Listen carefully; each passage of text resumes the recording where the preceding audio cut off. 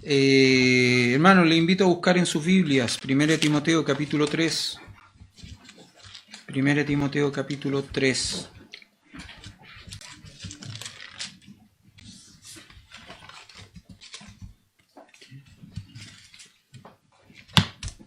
Vamos a orar y luego de eso vamos a comenzar con el estudio esta mañana o esta tarde ya, y tratar de ir lo más rápido posible en el estudio este día. Querido Padre Celestial, gracias le damos por ser sus hijos nuevamente y gracias por darnos la oportunidad de aprender juntos de su palabra. Le pedimos, Señor, que guíe nuestro estudio, guíe este tiempo, que sea un tiempo especial, donde podamos honrarle y glorificarle a usted con nuestros pensamientos y con nuestro deseo de ser animados, confortados y exhortados por su palabra. Lo pedimos todo por Cristo Jesús nuestro Salvador. Amén. Amén.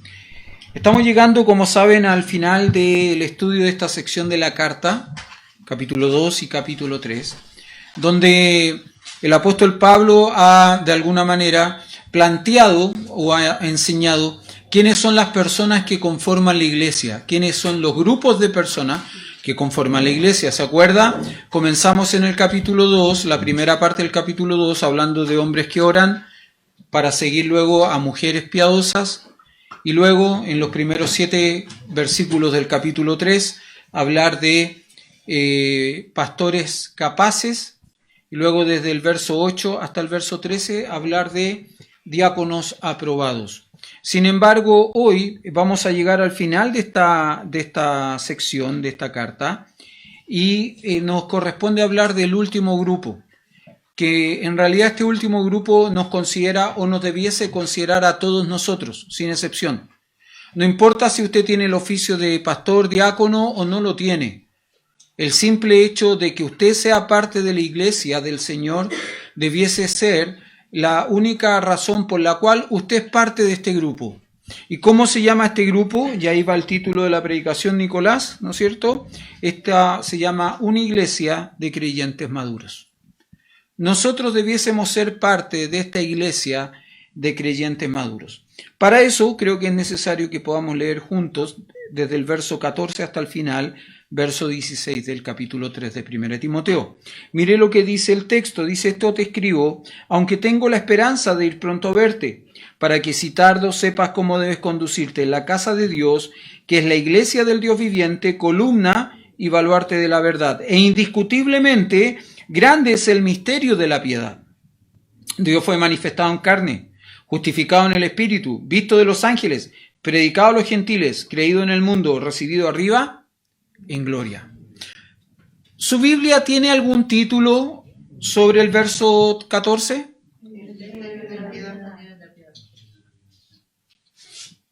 El misterio de la piedad, ¿verdad?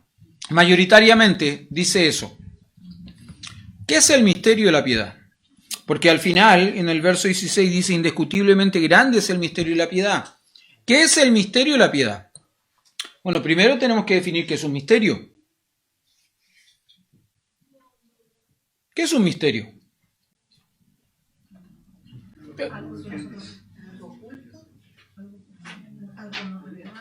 Algo no revelado, ¿no es cierto? Algo oculto, algo escondido. ¿Le gustan las películas de misterio? ¿No?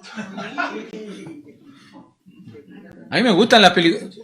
Cuidado. Yo pregunté por las películas de misterio, no por las de terror. Hay una diferencia grande entre una película de misterio y una película de terror. Una película de misterio es una película que esconde un secreto que se va revelando con el paso de la película, para llegar al final de la película y que el misterio sea revelado. Y a veces el misterio revelado es una cuestión súper simple, que si uno le puso atención a las primeras escenas de la película, podría haber descubierto. Las películas de terror no. Las películas de terror son películas que buscan infundir justamente eso: terror, miedo. Son distintas. Ahora, ¿por qué estoy haciendo esta diferenciación entre una película de terror y una película de misterio? Porque una película de misterio, como estoy tratando de ejemplificar el concepto misterio. El misterio es algo escondido. El misterio es algo guardado. ¿Sí? Y déjeme decirle una cosa: la iglesia como tal fue un misterio escondido.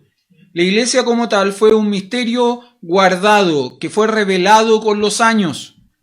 Usted no ve en el Antiguo Testamento menciones a la iglesia. La iglesia no existía propiamente tal en el Antiguo Testamento. Era un misterio que estaba oculto, que estaba guardado y que con el paso del tiempo fue revelado. De hecho, déjeme simplemente, este es un pequeño anticipo para los alumnos de eclesiología, mis futuros alumnos de eclesiología. Simplemente un pequeño detalle. Cuando el Señor Jesús dice a sus discípulos en Mateo capítulo 16, verso 18, y particularmente se lo dice a Pedro, y yo te digo, tú eres Pedro, y sobre esta roca edificaré mi iglesia, ¿no es cierto? Edificaré mi iglesia. Él le está diciendo algo, le está hablando de una institución o le está hablando de una organización. ¿Cuál organización? La iglesia.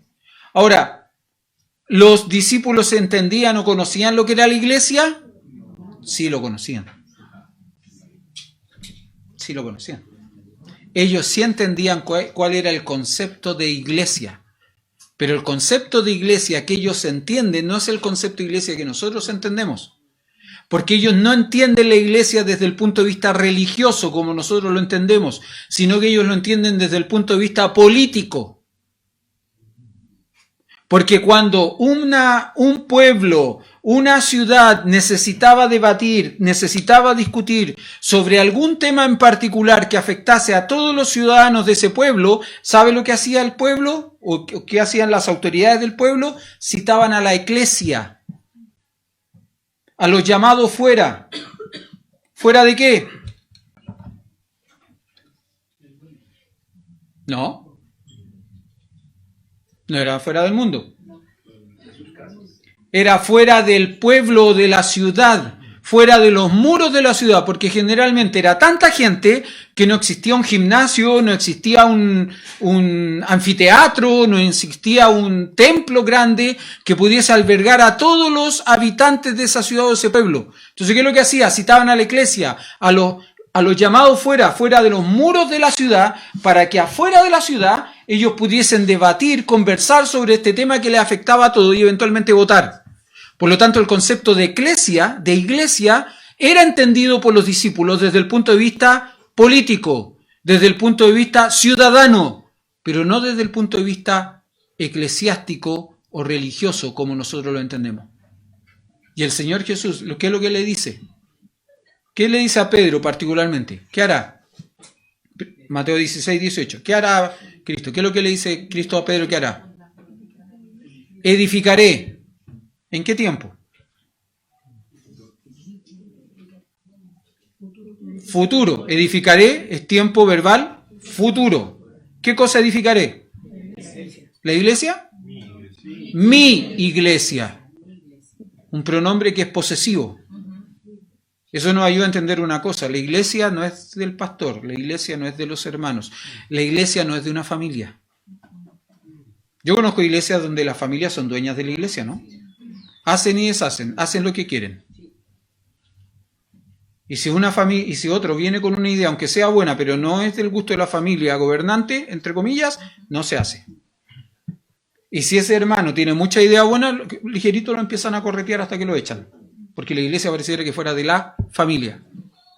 La iglesia no es del pastor. No, aquí se hace lo que yo digo, yo soy el pastor, yo mando. La iglesia no es de un grupo selecto de hermanos al cual hay que poco menos que rendirle pleitesía para que otro se pueda sumar, se pueda agregar. No, el Señor Jesús dice, edificaré tiempo futuro mi iglesia, porque es de Él. Ahora, hermanos, déjeme simplemente expresar esto, ¿no?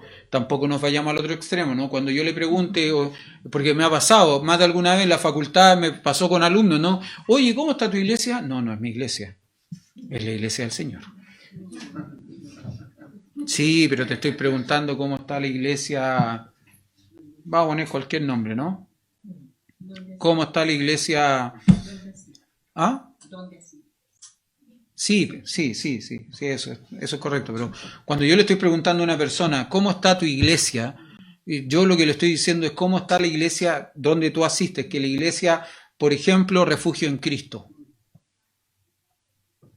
¿Usted sabe dónde se congrega la iglesia de Refugio en Cristo? Aquí, en las tardes, los días domingos.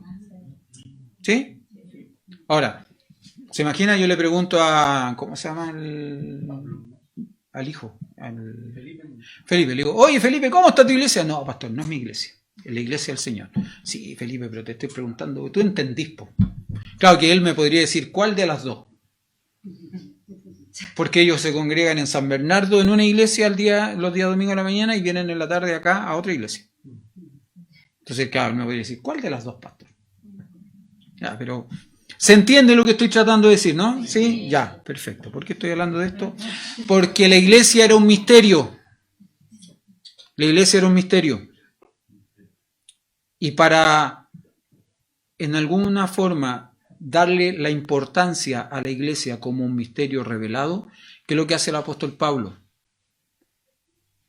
Describe otro misterio tremendamente importante, tremendamente significativo, todavía incluso para nosotros en estos días, que es el misterio de la piedad. Ahora, ¿cuál es el misterio de la piedad? Lo vamos a ver más adelante. Primero desarrollemos los textos que van del 14 en adelante, ¿no? Esto te escribo, dice Pablo, aunque tengo la esperanza de ir pronto a verte. Recuerden, vamos un poco a la introducción de las cartas, de las epístolas pastorales. Simplemente vamos un poco a la introducción de las epístolas pastorales. ¿Se acuerdan cuándo fue escrita Primera de Timoteo y Tito? ¿En qué momento de la vida de Pablo?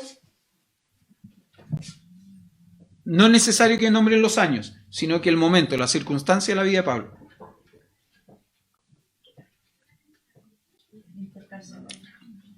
Intercarcelario. Hermano, es importante que ustedes recuerden estas cosas. Si ustedes no recuerdan estas cosas, no van a entender el sentido de las cartas. Las cartas tienen un sentido, obedecen a un trasfondo histórico cultural. Por lo tanto, si usted no entiende el trasfondo de las cartas, no va a entender ese sentido. Y como no va a entender el sentido, probablemente no va a entender el propósito y no va a poder interpretar correctamente las cartas. Cuando Pablo escribe esta carta, está en un periodo intercarcelario. Recuerde que Hechos termina con Pablo arrestado en Roma en una casa arrendada. Pero luego él queda en libertad por algunos años. No se logran poner bien de acuerdo, pero algunos determinan que debe ser más o menos entre 2 y 5 años que Pablo estuvo en libertad. En ese periodo, ¿qué es lo que hace Pablo? Pablo escribe esta carta, 1 Timoteo, y escribe la carta de Tito, para luego volver a ser encarcelado, último encarcelamiento, donde escribe el último registro escrito que nosotros tenemos de Pablo, que es 2 Timoteo, que ¿se acuerda que yo le dije que era la carta más personal, la carta más íntima? Porque, entre otras cosas, le está escribiendo a su amado hijo en la fe y son sus últimas palabras. Entonces Pablo en un sentido le está diciendo, presta atención a esto, porque es lo último que tengo que decir, porque el tiempo de mi partida ya está cerca y estoy listo para ser sacrificado. ¿Se acuerdan? Bueno, 1 Timoteo se escribe entonces entre este periodo intercarcelario, no importa. Intercarcelario, no entre los testamentos, sino que entre las cárceles. Eso es. Ahora, ¿qué es lo que le dice Pablo a Timoteo? Verso 14, esto te escribo. ¿Qué es lo que le escribe? Esta carta que te estoy escribiendo, que nosotros conocemos como 1 Timoteo, esta carta que te estoy escribiendo, te la escribo, aunque tengo la esperanza de ir pronto a verte. Este es mi deseo. Ahora, Pablo sabe perfectamente dónde está ubicado Timoteo, ¿no? ¿En qué ciudad está Timoteo? ¿Se acuerdan en qué ciudad está Timoteo? ¿Dónde? En Éfeso. En Éfeso. Pregunto, el deseo de Pablo de ir pronto a ver a Timoteo a Éfeso, ¿se habrá concretado, se habrá cumplido? ¿Qué piensan ustedes? ¿Sí o no?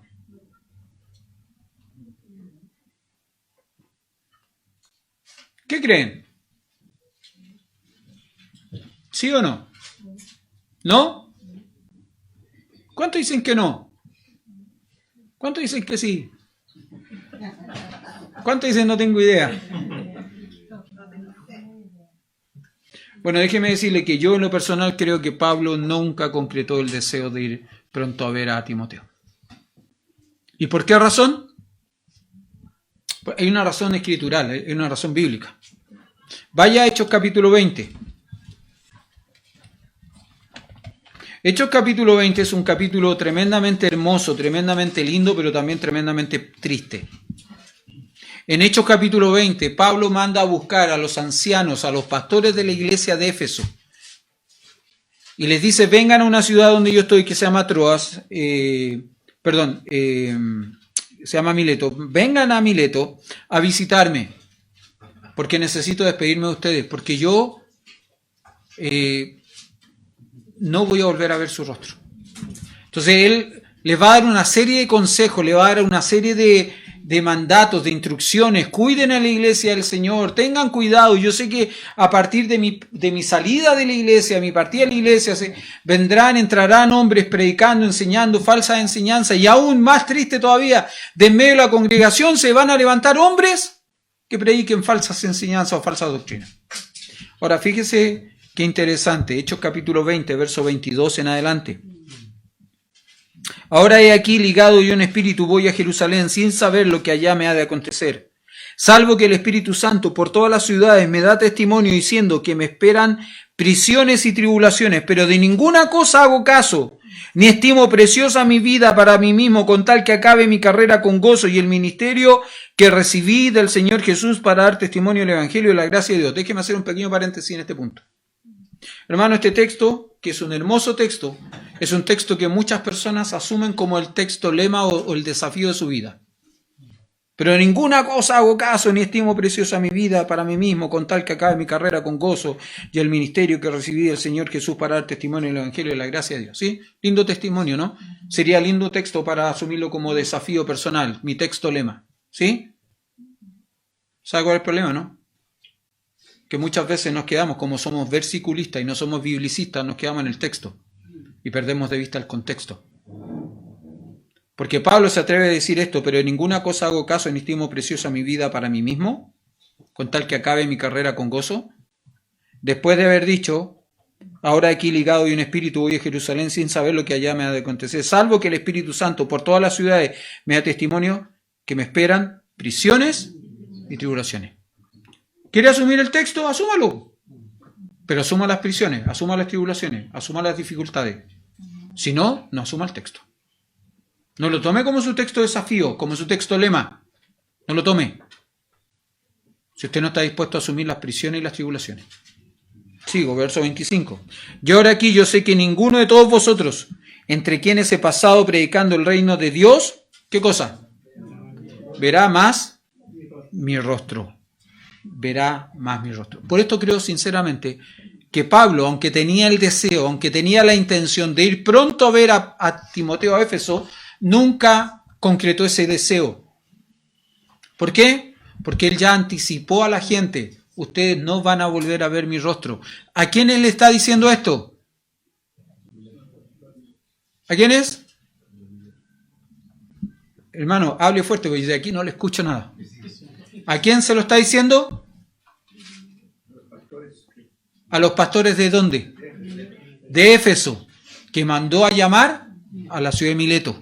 ¿Se acuerda? Él no puede ir a Éfeso. Él está en Mileto. Y manda a llamar a los pastores, a los ancianos de la iglesia de Éfeso, a Mileto, para hablarle y aconsejarle y darle esta sugerencia. A ellos, a los pastores de la iglesia de Éfeso, le dice, ustedes no van a volver a ver mi rostro. Yo no creo, sinceramente, querido, déjeme decir esto, yo no creo, sinceramente, que Pablo haya ido a Éfeso a escondida. Ya Timoteo, yo tengo él, pero no le conté a nadie. Que los pastores no se enteren. ¿Ah? Nos quedamos, conversamos, yo tengo una pura noche nomás para estar contigo, entonces nos sentamos, conversamos, yo te aconsejo, te digo algunas cosas y luego me voy, pero que los pastores no se enteren. No creo que Pablo haya hecho eso. Sinceramente.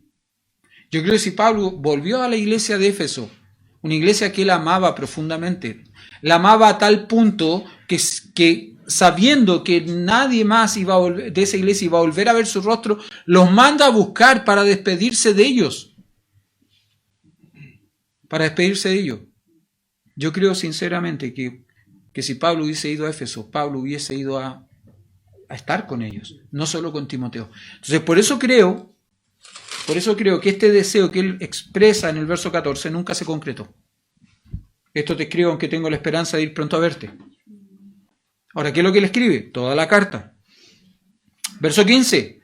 Para que si tardo, sepas cómo debes conducirte en la casa de Dios, que es la iglesia del Dios viviente, columna y baluarte de la verdad. ¿Se acuerda que cuando estábamos introduciendo la carta, yo mencioné que este texto tenía una importancia muy significativa dentro de las epístolas pastorales?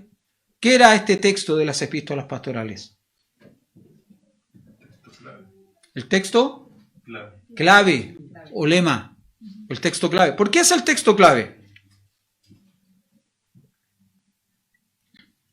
¿Por qué el verso 15 es el texto clave? ¿Qué es lo que establece? ¿Qué es lo que nos dice este texto respecto de las cartas? Cómo debemos conducirse a la iglesia y el creyente dentro de la iglesia. Exactamente. ¿Por qué? ¿Por qué es importante ¿por qué es importante este texto como texto clave dentro de las epístolas? ¿Se acuerda cuál es el título de nuestra serie, de esta serie de Primera de Timoteo?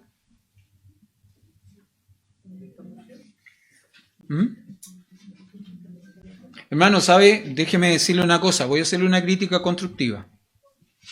Espero que lo entienda como crítica constructiva. Es crítica, pero busca algo bueno.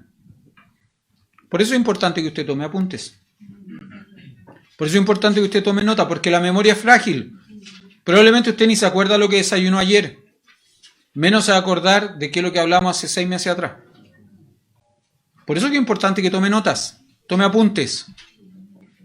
Había un hermano que tomaba apuntes, había, tiempo pasado, ya no toma. ¿Sabe por qué es importante esto? ¿No? ¿Sabe cuál es el título de la serie? Principios de conducta. O manual de conducta, ¿sí? Principios de conducta en la casa de Dios, que es la iglesia del Dios viviente. Pablo le está diciendo en el verso 15, mira a Timoteo, yo quiero ir a verte, verso 14, tengo la esperanza de ir pronto a verte, pero si tardo, creo que nunca fue. Si tardo, era la esperanza de Pablo, ir a verlo. Si tardo, yo creo que nunca fue. Para que si tardo, sepas cómo debes conducirte. Eso habla de conducta, cómo debes de actuar. ¿Dónde? En la casa de Dios. Hermano, déjeme decirle esto. Los creyentes somos miembros de la familia de Dios. ¿Amén? Amén. Fíjese que hay textos hermosos que nos hablan de esto. Gálatas capítulo 6, verso 10 dice, así que según tengamos oportunidad, hagamos bien a todos y mayormente a los de la familia de la fe. ¿Somos una familia? No, los veo muy convencidos, ¿no? Hermano, es la familia que te tocó. Perdón que lo plantee. Perdona que lo plantee de esta manera. Es la familia que te tocó. Pero somos la familia de Dios. ¿Sí? Ya. Efesios 2:19 dice, así que ya no soy extranjeros ni advenedizos, sino conciudadanos de los santos y miembros de la familia de Dios. Somos parte de la familia de Dios, donde Dios es el Padre. Y qué bueno que Él sea el Padre y que no sea uno de nosotros.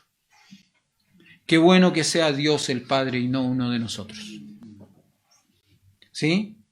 Ahora, fíjese, para reforzar la idea de que Él es el Padre y nosotros los hijos, algunos otros hermosos textos. Romanos 8:15, pues no habéis recibido el espíritu de esclavitud para estar otra vez en temor, sino que habéis recibido el espíritu de adopción, por el cual clamamos, Abba Padre. ¿Se acuerda? El domingo pasado en la escuela dominical hablé de la adopción.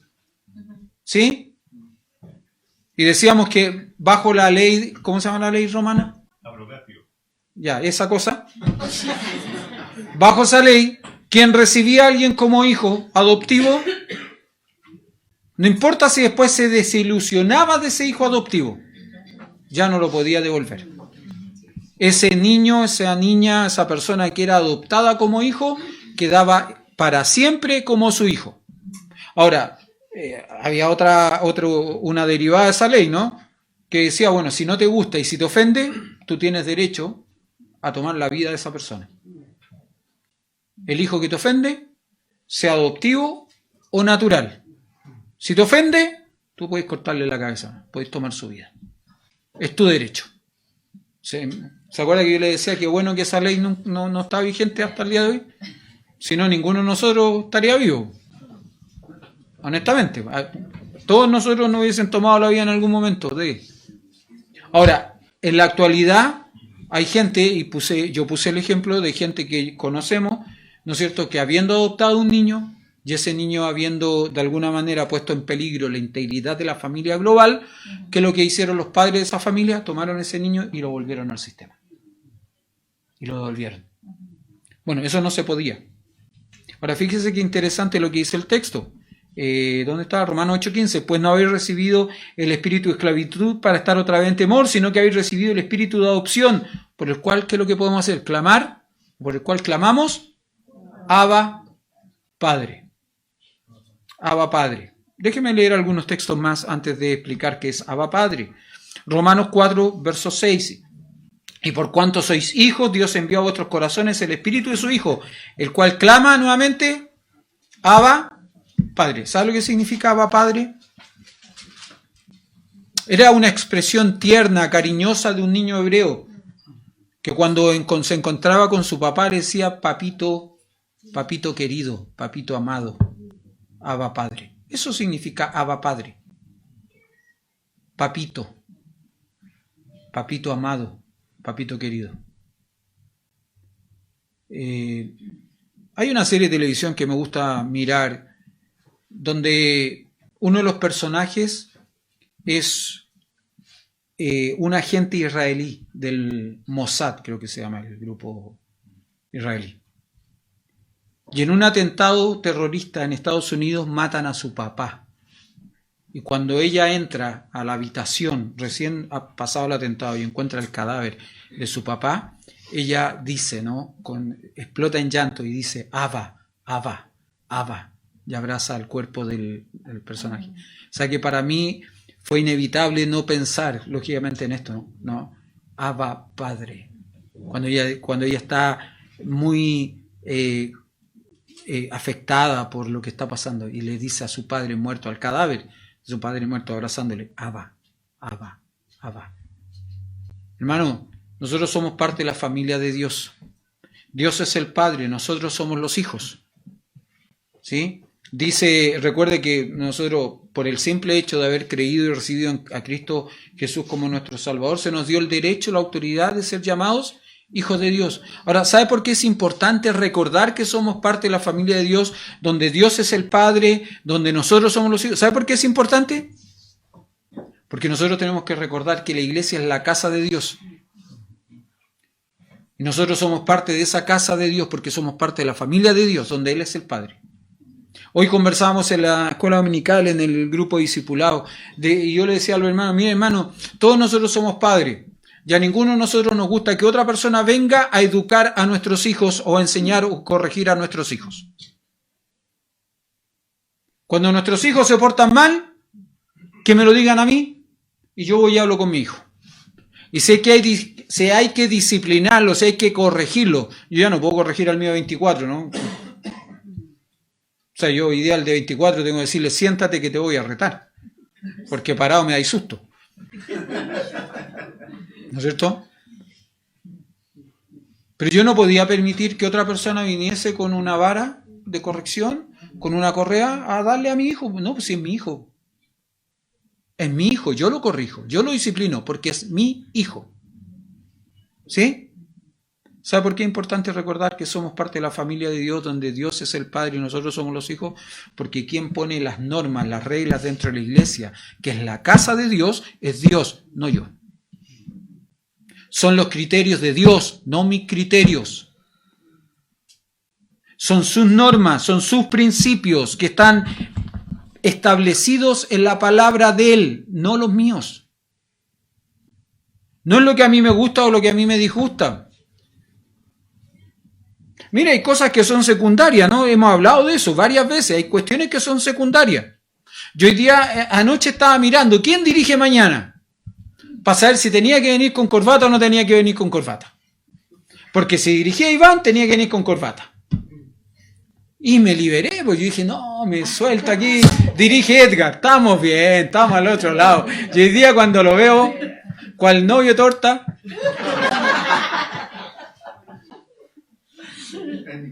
Sí.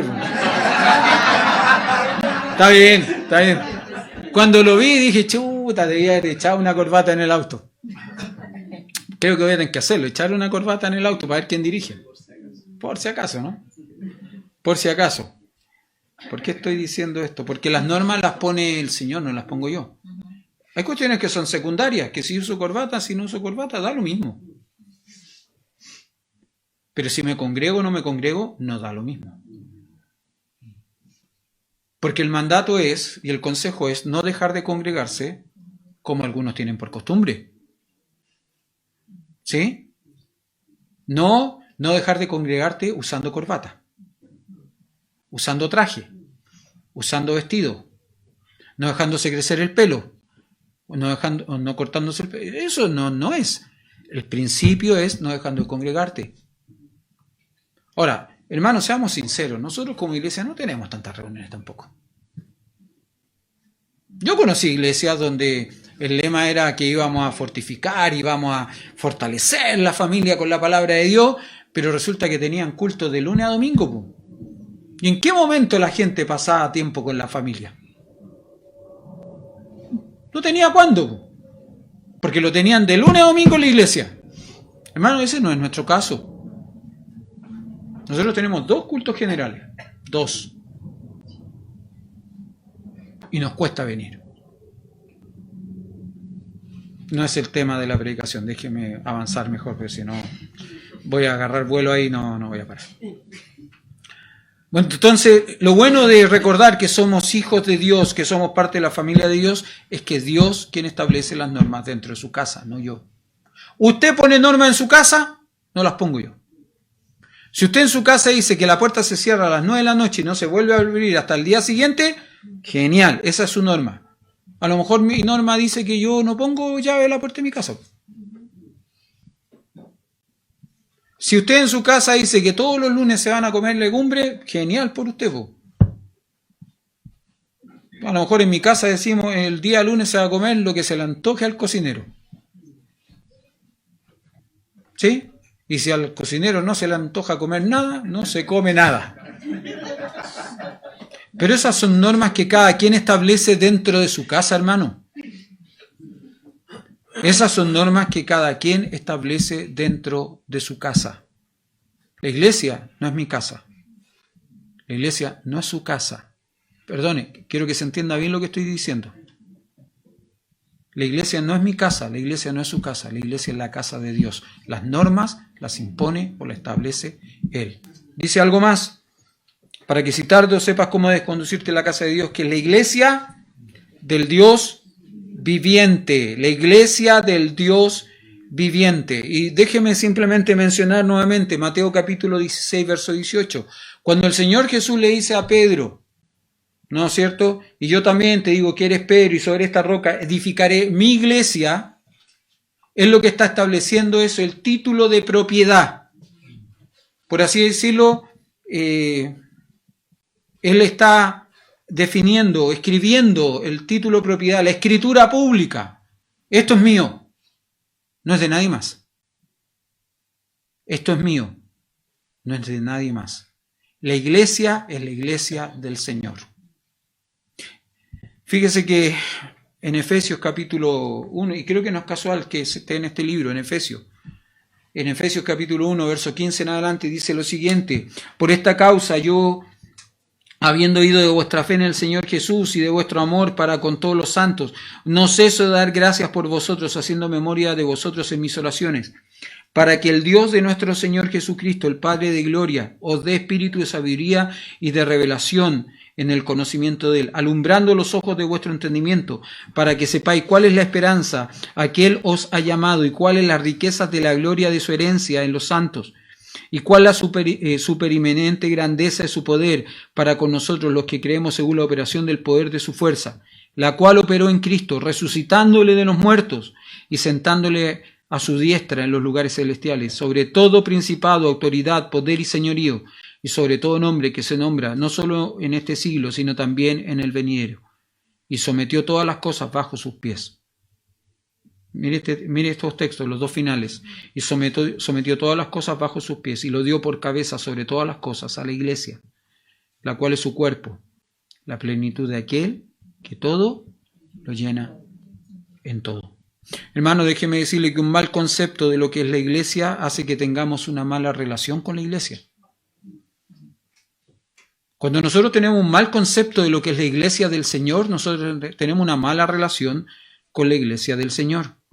¿Y sabe en qué se traduce esto, no? En una falta de compromiso con la iglesia del Señor.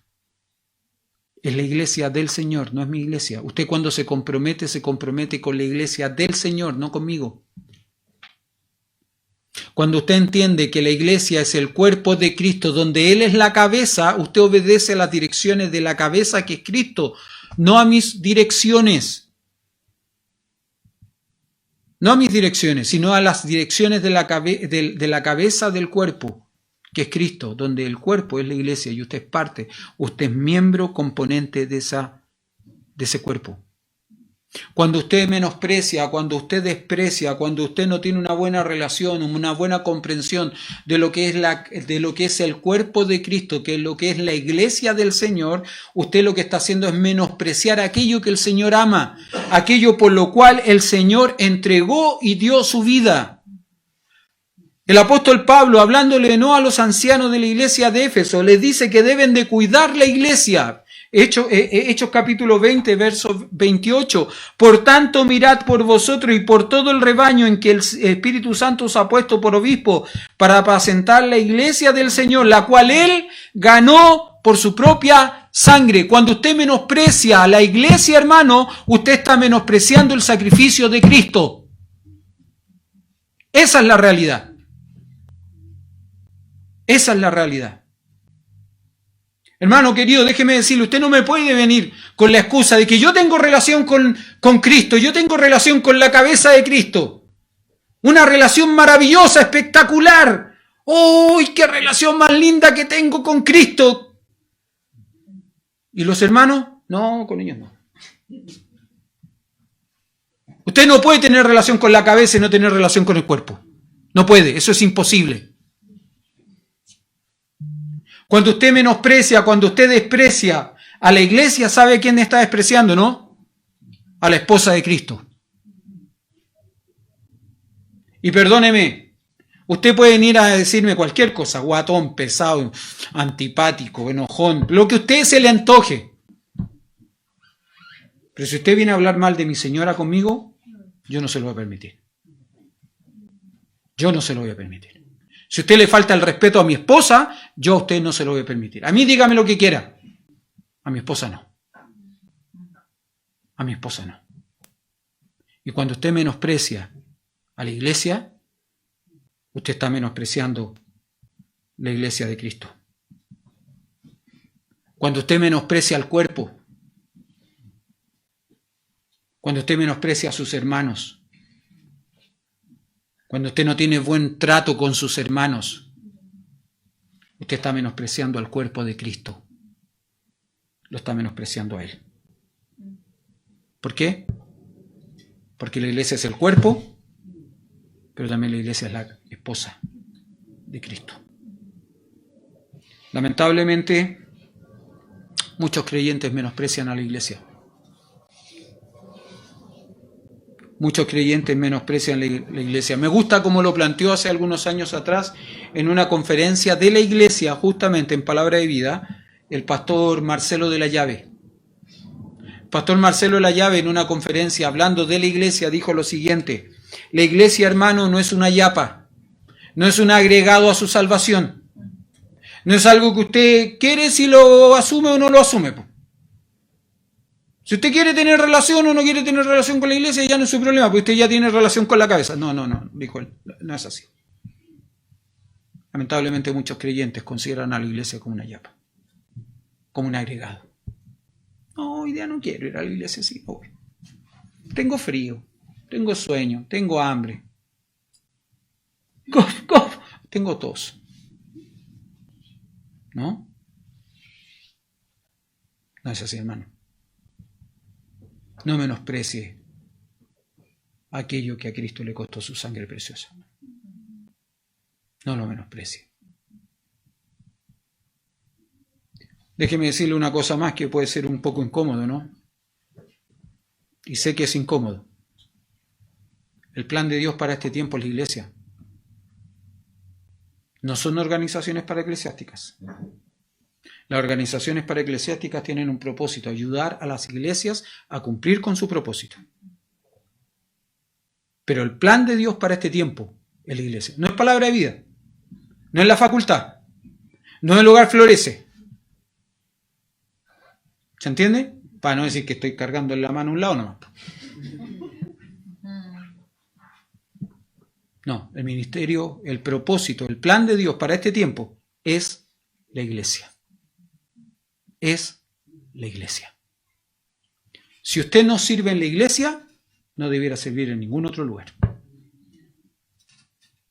Así de simple. Me gusta como lo planteaba hace algunos años atrás Marcos Bascur. Marcos Bascur decía que los campamentos de verano no eran un incentivo a la fe, era un premio a la fe. ¿Usted sirvió todo el año en la iglesia? Le decía a los jóvenes, sí, puede venir a campamento entonces. Se lo ganó. ¿Usted no sirvió en la iglesia?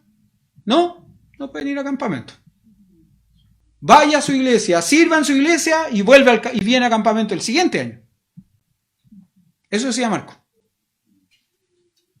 Hermano, la iglesia no es una yapa, no es un adicional, no es un agregado. La iglesia es el plan de Dios para el creyente en este tiempo. Si usted no sirve acá, no debiera servir en ningún otro lugar. En ningún otro lugar. Ahora, esta es su iglesia local. Sirva aquí. Sirva aquí. Yo le estoy hablando a esta iglesia local. El día que me inviten a hablarle a otra iglesia local, voy a ir y voy a decir exactamente lo mismo, como ya lo he hecho en otras iglesias locales, voy a decir exactamente lo mismo en esas otras iglesias locales. Para que no crea que es un palo para usted. Por si acaso. ¿Ya? Sigo mejor. ¿Qué más dice el texto? Para que si tardo sepas cómo debes conducirte en la casa de Dios, que es la iglesia del Dios viviente. ¿Qué más dice? Columna y baluarte de la verdad. Ya también lo vimos en la introducción, ¿no? ¿Se acuerda que en Éfeso existía el templo de la diosa Diana, que descansaba sobre 120 columnas de mármol enchapadas en oro y piedras preciosas? Vaya a Éfeso hoy día, busque el templo de la diosa Diana. Está destruido. Creo que quedan algunos chonguitos de algunas columnas. Pero son chonguitos, ¿no? Y lo muestran, ¿no? Aquí estaba el templo de la diosa. Estaba. Cuando Pablo le escribe a Timoteo y le dice que la iglesia es columna y baluarte de la verdad, inevitablemente Timoteo, la imagen de Timoteo fue al templo de la diosa Diana. ¿Cuál es la diferencia? ¿Cuántas columnas tiene esta iglesia? Que es la casa de Dios, la iglesia del Dios viviente. ¿Cuántas tiene? Una sola. Y el templo de la diosa Diana, que tenía 120, hoy día no existe. Pero la iglesia... Norberto Jiménez, el Drepa cantaba una canción. La iglesia sigue marchando. La iglesia sigue marchando. La iglesia sigue. ¿Hasta cuándo? Hasta que Cristo Jesús, nuestro Señor, venga por nosotros. Y algo más dice, ¿no? No solo era una columna. También dice que es un baluarte. ¿Qué era un baluarte? Era una edificación en medio de una fortificación. Pero esta edificación de defensa, interesantemente, estaba más adelante que la fortificación. O sea, en un sentido, ¿qué es lo que hacía? Era la primera defensa contra el enemigo. Eso era un baluarte dentro de una edificación. Indiscutiblemente, la iglesia del Dios viviente es columna y baluarte de la verdad. Déjeme decirle esto. La iglesia del Señor sostiene como columna y defiende como baluarte la verdad en un mundo hostil. Pero para eso, hermano, déjeme decirle, los creyentes que son maduros, que son miembros de la casa de Dios, la iglesia del Dios viviente, tienen que conocer esa verdad. Porque si no conocemos la verdad, ¿qué verdad vamos a? Él dijo, yo soy el camino, yo soy la verdad, yo soy la vida.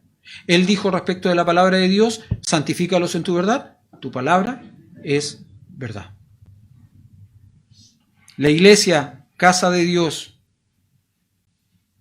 que es la iglesia del Dios viviente, es columna y baluarte de la verdad. Ahora la iglesia era un misterio que fue revelado. Y fíjese qué interesante, porque el apóstol Pablo, para hablar de esto y para darle la importancia a la iglesia, este misterio que fue revelado, ¿con qué lo compara? Con el misterio de la piedad. E indiscutiblemente grande, dice, es el misterio de la piedad. ¿Y cuál es el misterio de la piedad? Déjeme decirle que desde la parte de Dios fue manifestado en carne hasta el final, recibido arriba en gloria, esto era un himno del primer siglo.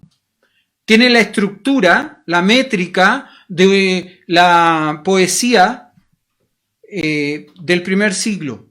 Esto era un himno, era algo que se cantaba en las iglesias. E indiscutiblemente grande es el misterio. Ahora, como no sé cuál era la música, no lo voy a cantar. ¿No es cierto? Porque yo tengo el mismo don o el mismo talento de Edgar. ¿No? ¿Tenemos buen oído? Tenemos mala voz. ¿No es cierto, Edgar? ¿Sí?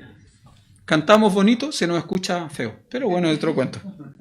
Ahora, ¿cuál es el misterio de la piedad, hermano? Lo que dice acá, ¿no? Dios fue manifestado en carne. ¿Quién fue manifestado en carne que es Dios? Jesucristo. Este es el misterio de la piedad.